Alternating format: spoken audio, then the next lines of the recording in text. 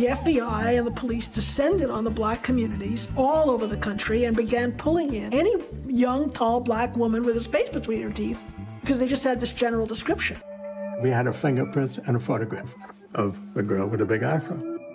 And every office gets a box full of those things. There were unmarked cars parked across the street. I knew then, this was the FBI, and that we were under surveillance. So many hundreds of black women with big afros were stopped on suspicion of being Angela Davis. Well, as you've just seen in that clip, her documentaries inspire, educate, and enlighten us. And acclaimed filmmaker Shola Lynch continues to wow us with the stories of great women of history. Well, here to talk about her most recent project, Free Angela, is Shola Lynch. Shola, thank you so much for being here. No problem. Thank you for having me. Let's get to it. Let's get to it. Well, let's talk about Free Angela. How did this project come to be? We were at the premiere the other night, and we were both just blown away. I say Oscar nomination, but before we go there, how did this project come to be? 8 years ago, I was thinking about, what do I want to do again? I did a film about Shirley Chisholm and her run for president. And I thought, nobody really knew about Shirley Chisholm, but people know about Angela Davis. It'll be so easy to make a film about Angela Davis because we all rock the t-shirt, we know the face, the icon, etc. We know the fro. But I didn't understand how dangerous she's still considered, having been a former communist and a black radical and somebody who stood up for her beliefs and took a lot of criticism for them. I didn't realize how tough it would be to raise the money. But 8 years later, here we are, finished film, out in the world. Thank you. Is that what took so long because it was hard to raise money, or was it just sifting through all that archival footage? Even the soundtrack alone, I'm gushing, I can't stop. The soundtrack alone. Well, yes, raising the money was the hardest part. Well, first of all, it took me nearly a year to talk Angela Davis into it. Here's a woman who's still an activist and a scholar, She was like, you want me to talk about what happened 40 years ago? I got through it, I survived, why? So it took a while to talk her into it. How'd you convince her to do it? It was showing her the previous work. I would never have been able to do it as a first-time filmmaker, but when I finally got her to see the Chisholm film, what she said to me was, I thought I knew that story. And the way she said it made me realize that there's so much about her story she can't know because she's never gotten the FBI files. She's never talked to everybody involved in this story. She's never seen the footage. And so, cooked her. That's one of the things everyone was talking about at the premiere. I've even interviewed her before, and I said, I thought I knew that story, but you just opened it up to a whole nother light and a whole nother world for her and telling her story. So with that, did you ever think, because the struggle was so hard and it took 8 years, of just saying, I'm going to walk away, this is just too hard, I can't? The truth? Yes. Of course. The truth. Of course. There were really low moments, but I was really lucky. My husband, every time I would come home and start to grumble, he'd be like, snip it, shut it, zip it, lock it, keep it moving. And it was that, he would let me grumble a little bit, but as my partner, he didn't let me dwell in it. He was like, no, this is what you've committed yourself to doing. And sometimes we need reminding when we're doing things that are hard to stay the course. So unlike the rest of my family who's like, when are you going to get a real job? This was like... Stay the course, honey. I've got you. I've got you. Well, how'd you even go about finding all of that old archival footage? So yes, I mean, that alone was tremendous, and that effort must have taken you an extraordinary amount of time. So the good part about having a project that took so long is I was really able to dig in the crates. Now, if I had done this in a year or two, it would not be as good, to tell you the truth. But because it took so long to fundraise, it allowed me. The FBI files, it took over 2 years to get those files. Of course. To really dig in the crates of the archives and not just, basically go to the files, but really go back into deep storage and find that unfound material. Because listen, as people of color, we're always, like, our stuff is in the back or it's in miscellaneous folders because we've been colored, Negro, Black, African American, and we get mislabeled all the time. So we'll be in like miscellaneous Black ladies and you'll see Angela Davis, and you know what I mean? Like in terms of how our material is even archived, it becomes political.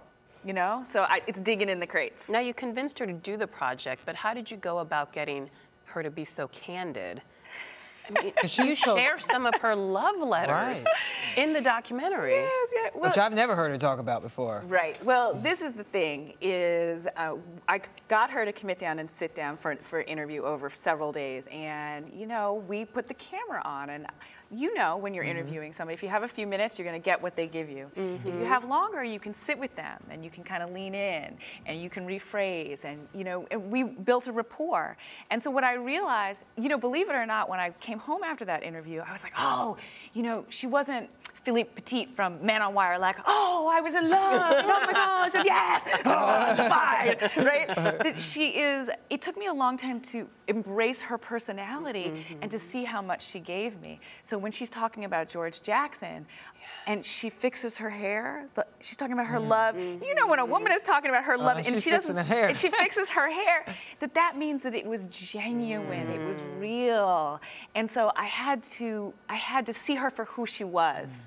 And sit with the interview for a while. And I think that subtlety is what made it so special. And I do think there's something about a feminine touch. No disrespect to male directors, but there's something about a feminine touch that you brought to this documentary. And I think that's why it also just soared for me. It's really interesting. So I said to Angela, well, how does it feel to see your life up on the screen? And she goes, well, it may be my life, but it's your film. So we have this running back and forth. Because she would have made a deeply political, all politics all the time. But I was interested in who is this 26-year-old philosophy graduate student? How does she become Angela Davis, the icon? Who is the woman, the person behind this icon?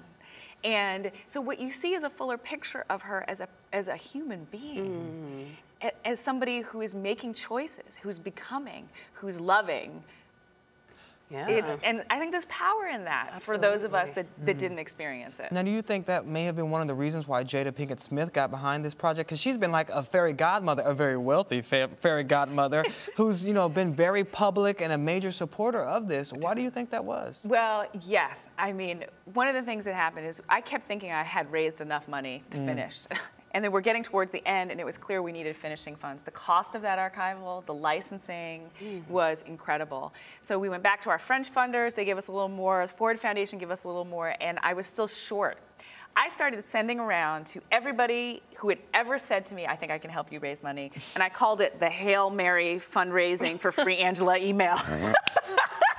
What was that? You know I like that. Hail Mary. It was like, Hail you know, Mary. because it was just like, okay, I'm going for it. Anybody. I need money. And, you know, a woman in Harlem who I knew all the time, Sidra Smith, I think she's been on this show, was like, girl, I can help you raise money. And I said, okay, well, who do you think? She named a couple of celebrities. I was like, celebrities don't stand up for radical politics. But if you want to, I'm Hail Marying all across. Everybody. And she sent it to Jada, who was a friend of hers. And Jada stood up. She stood up. And she stood up with a paycheck. She did. She gave us some money, but even more than the money, she knows the value of her celebrity and what she's done, which is far more valuable for us, is that she showed up on the red carpet. She's talked about it. She brought her kids to the Toronto premiere, and her husband. Exactly. Will Smith. Yeah. And I think that was a big difference that she didn't just write a check. She was involved in the process and bringing light to it. Precisely. She was using her celebrity for good, and you know, it's like this is a controversial story. She's still considered dangerous, despite the fact, ladies and gentlemen, that she was acquitted. Right. And nothing that I found in my digging in the crates would change the outcome of that story. You know, I thought there would be. You were looking for the smoking gun. Yeah. As a journalist / documentary filmmaker, it's far better, and especially as a black woman making a film about a black woman. So people, you know, bloggers are like, of course, it's a marketing tool for Angela Davis. I'm like, no. You have to look, you have to investigate. But what I found actually is that her integrity and honesty throughout this has been pretty incredible. Well, tell us, I'm just going to ask a little bit more about what it was like, the process of working with her. What was she like as a person? Because we see her on screen, but to work with her as a person, what emotions came across? Well, this is what I would like to say as a director, that when we signed the contract, I was like, Angela Davis, I want your interview, but this is my film. So that, you know, it wasn't her film, and she was giving me an opportunity. Like probably with her graduate students. You know, I approved the topic. Yes. Go do it. She didn't help, and she didn't hurt. And that was really amazing. And over the 8 years of making it, she didn't yank her support either. So that was something fantastic. Now, you really do enjoy documenting the lives of these untold heroes, Black women in particular. Yes. Why? Because I existed 10 years ago, 20 years ago, 100 years ago. And we have been active agents in creating history and change. And I look for those stories because if I go to school, those are stories that are not told to me, but they're how they'll fortify me and they'll give me that strength. You know, we talk about American history, we talk about our founding fathers. What, there were no Black people around? It's you know what I mean? We don't know the stories that kind of, we helped build this country. Yes, and there would be no Barack Obama if not for Shirley Chisholm running in 1972, but her story has gone untold. Thank goodness you told it. You won a Peabody as well for your work. Yes. Fantastic job. Now let's talk about your new project. What's next? Something just debuted at the Tribeca Film Festival.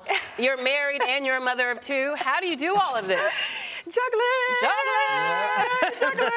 But you make it work so well. Yeah, well, it's having a good partner, you know, and that tag team. I feel like we're a tag team wrestling team. It's like, okay, I'm in the ring with the kids. Boom, tag you out. Okay, you go do your thing. Because he's running for city council here in New York. Right. Well, you're so busy with this, the new film, Imagine a Future. Imagine a Future.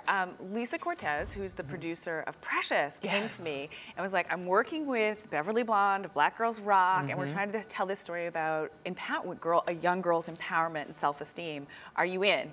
I was like, but it's sponsored by a corporation. She's like, no, we get to really make the film. And it's turned out to be this really lovely documentary about one girl's journey to finding her self-esteem. Her name is Jeanette Goldsboro. But we also interview influencers.